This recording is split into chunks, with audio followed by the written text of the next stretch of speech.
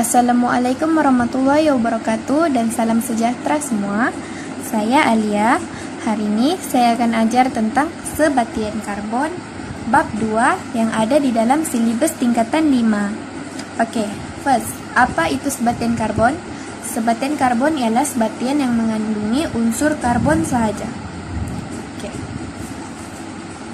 Sebatian karbon ini boleh dikelaskan kepada dua. First, sebatian karbon organik, dan kedua adalah sebatian karbon tak organik. Sebatian karbon organik mengandungi ikatan antara atom karbon dan hidrogen. Sebagai contoh, karbohidrat, protein, dan juga alkohol. Terdapat pengecualian yaitu karbon monoksida, karbon dioksida, karbonat, hidrogen karbonat, dan juga sianida. Jadi yang pengecualian ini dia akan masuk di dalam sebatian karbon tak organik. Oke, apa itu sebatian karbon tak organik? Sebatian karbon tak organik nih, dia bukan berasal daripada organisme hidup. Contohnya silika, marmer, dan amonia. Oke. Next adalah sebatian hidrokarbon. Apa pula sebatian hidrokarbon nih? Sebatian hidrokarbon nih ialah sebatian organik yang mengandungi unsur karbon dan hidrogen saja. Ada dua juga. First, sebatian hidrokarbon tepu. Sebatian hidrokarbon tepu ini ialah terdiri daripada atom karbon dan hidrogen yang terikat melalui ikatan kovalen tunggal. Sebatian hidrokarbon tak tepu pula mempunyai ikatan kovalen ganda 2 atau satu ikatan kovalen ganda 3 antara dua atom karbon. Contoh bagi sebatian hidrokarbon tepu alkana lah. Sebatian hidrokarbon tak tepu pula adalah alkena. Oke, seterusnya saya akan terangkan pula tentang siri homolog. Siri homolog yang dipelajari dalam bab 2 ini ada 5, yaitu alkana, alkena, alkohol, asid karboksilik, dan juga ester. Oke, dalam video ini saya akan terangkan tentang alkana dan alkena saja. Kalau sempat saya akan sertakan juga alkohol. Dan dalam next video barulah saya jelaskan tentang ester, asid karboksilik, dan kalau boleh saya akan masukkan juga getah asli dan lemak. Oke. First saya akan bincangkan tentang alkana. Oke. Ini formula untuk alkana. Di N nih kita masukkan bilangan atom karbon untuk cari formula molekul alkana yang mau dicari. Contohnya mau cari metana. Dia 1, jadi N nih ganti dengan 1. Itu jumpalah dia punya formula molekul. Oke, nama belakang untuk alkana adalah ana. Ini dia punya kumpulan berfungsi. Nama kumpulan berfungsinya ikatan tunggal. Oke, seterusnya sifat fizik. Sifat fizik alkana, dia punya takat lebur dan takat didih rendah ya. Tapi apabila dia semakin menaik, saiz molekulnya akan bertambah, daya tarikan pun akan bertambah. Maknanya lebih banyak haba yang diperlukan untuk mengatasi daya tarikan.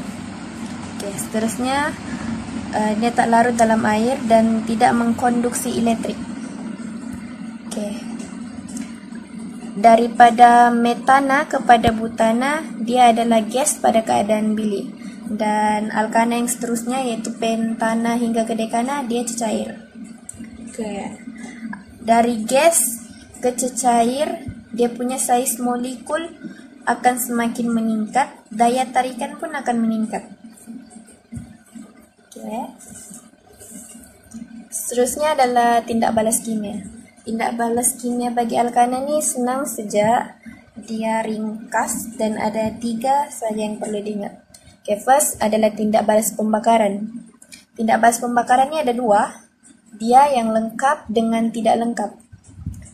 Yang lengkap nih apabila alkana dibakar dalam oksigen berlebihan untuk menghasilkan karbon dioksida dan juga air.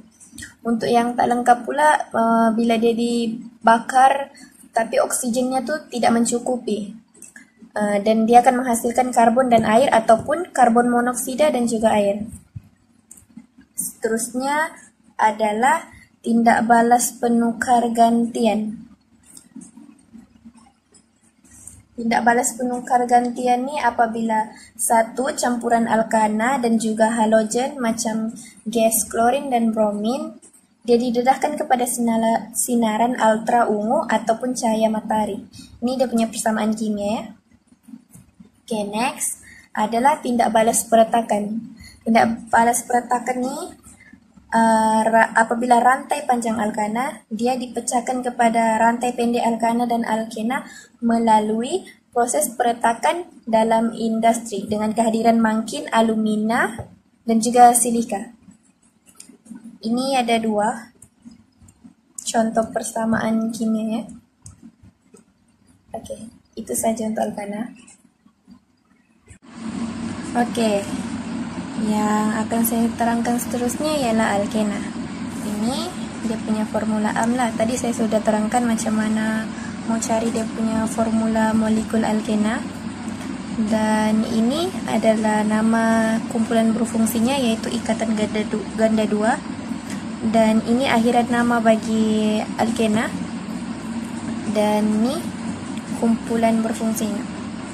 Sifat fizik saya tidak tulis dan saya tidak akan terangkan sebab sifat fizik alkena ni sama saja dengan alkana. Okey, seterusnya kita move kepada tindak balas kimia. Tindak balas kimia untuk alkena ni dia ada 3. Okey, dengar macam sikit tapi sebenarnya banyak. Dia ada banyak pecahan lagi. Okey, first adalah tindak balas pembakaran. Ada 2 juga sama macam alkana, yang lengkap dengan tidak lengkap. Dia alkena yang dibakar dalam oksigen berlebihan untuk menghasilkan karbon dioksida dan juga air. Untuk yang tidak lengkap dia punya hasil sama seperti alkana. Jadi boleh rujuk alkana. Okey. Seterusnya adalah tindak balas penambahan. Inilah yang saya cakap tadi, dengar macam sikit tapi sebenarnya banyak. Tindak balas penambahan ni dia ada banyak pecahan. Ada 5. First adalah pembrominan. Untuk pembrominan ni, dia air bromin digoncang bersama alkena. Warna perang bromin nanti akan dinyawarna. Ini dia punya persamaan kimia. Bila nanti dalam kertas soalan dia tanya proses, boleh ambil yang saya sudah bintangkan ni. Seterusnya adalah penghidrohalogenan. Penghidrohalogenan ni adalah proses penukaran alkena kepada alkana. Saya tidak buat dia punya persamaan kimia sebab lebih senang untuk ingat proses dulu. Lepas ingat proses tu, senang saja kita membuat persamaan kimia. Okay. Penghidrogenan ni apabila campuran gas alkena dan gas hidrogen dialirkan ke atas mangkin nikel dan juga mungkin nikel ataupun platinum pada suhu 180 Celsius. Okey, seterusnya adalah pengoksidaan.